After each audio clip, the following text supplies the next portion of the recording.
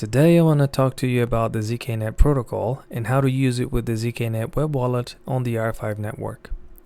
If you're unfamiliar, the zkNet protocol is a privacy protocol on the R5 network that allows users to transact with a high degree of privacy and abstraction.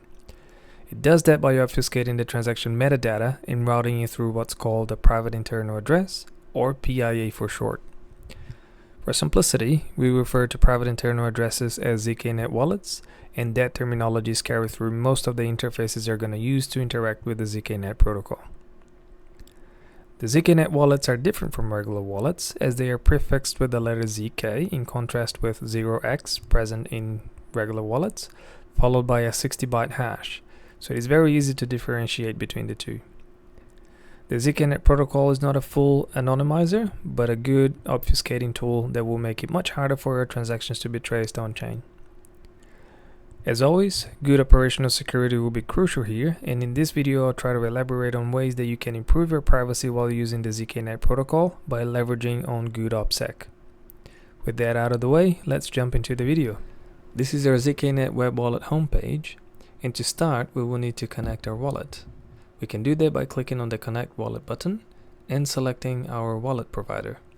For this example, I'm going to be connecting with MetaMask, but you can use any other compatible provider such as the Coinbase wallet, the Wallet Connect if you're on mobile, or even Web2 methods such as your email, your Google account, X account, and so on. So let's go ahead and connect. And straight away you should be able to see your regular wallet address shown up here with a message saying that we yet don't have a zkNet wallet address. So let's go ahead and create one by clicking on the Create zkNet Wallet button. This should send a transaction to our wallet provider that we will have to confirm. It is important to say that there are no fees associated with using the zkNet web wallet or the zkNet protocol other than gas fees. And once the transaction is processed by the blockchain, we can then see our zkNet wallet address, which starts with zk opposite to the 0x present on regular wallet addresses. And to see the full string of your address, you can use the Receive Transaction button. And here you can see the 60-byte hash prefixed with the letter zk. So let's go ahead and close this.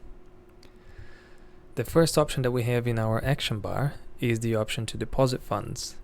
What this does is to send funds from our regular wallet into our zkNet wallet. So let's go ahead and deposit 0.5 coins into our zkNet wallet. We will need to confirm the transaction in our wallet provider. And once the transaction is processed by the blockchain, we should be able to see an updated balance in the interface. So now we have 0.5 coins available to spend in our zkNet web wallet.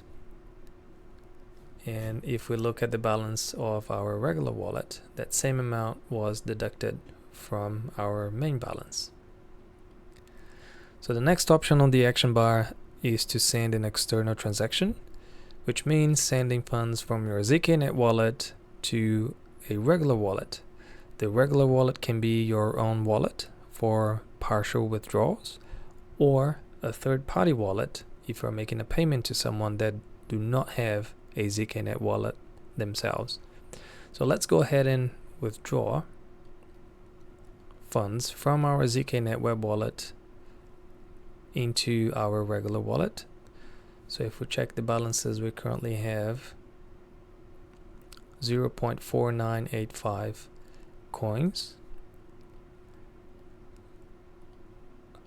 Let's go ahead and withdraw 0.1 coins.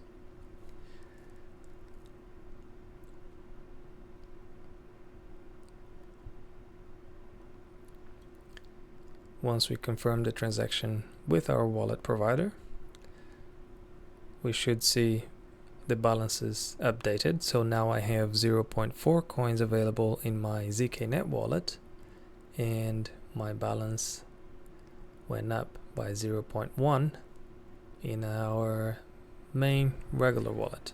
So let's now explore the option to send a private transaction, and we can do that by clicking on the Send Private Transaction button. And what we're doing here is sending funds from our zkNet wallet onto another zkNet wallet. So let's use this test address and let's send 0.01 coins to that zkNet wallet.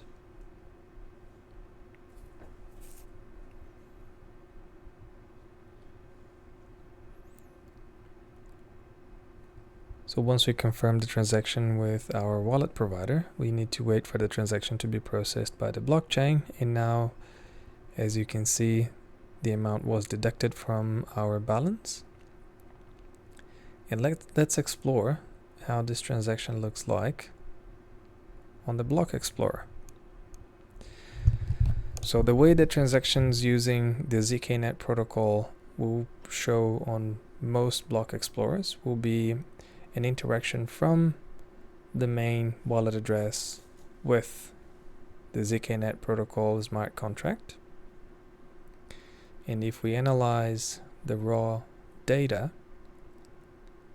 the main metadata, or the most important metadata, is obfuscated, and nowhere here you will be able to find the recipient of your transaction. So if we do this on the receipt, you'll see that we will face the same results, which is no results. So all of this is obfuscated, and it is not a full anonymizer, but will greatly enhance your privacy on chain. So let's get back to the wallet. Now that we know how to deposit funds, send funds from our zkNet wallet to external wallets, and send funds from our zkNet wallet to other zkNet wallets, let's explore the option to destroy our account and withdraw all funds.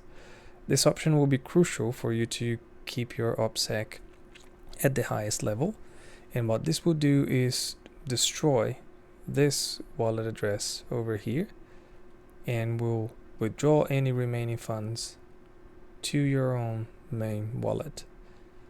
So right now we have 0.5882. Let's go ahead and destroy this wallet.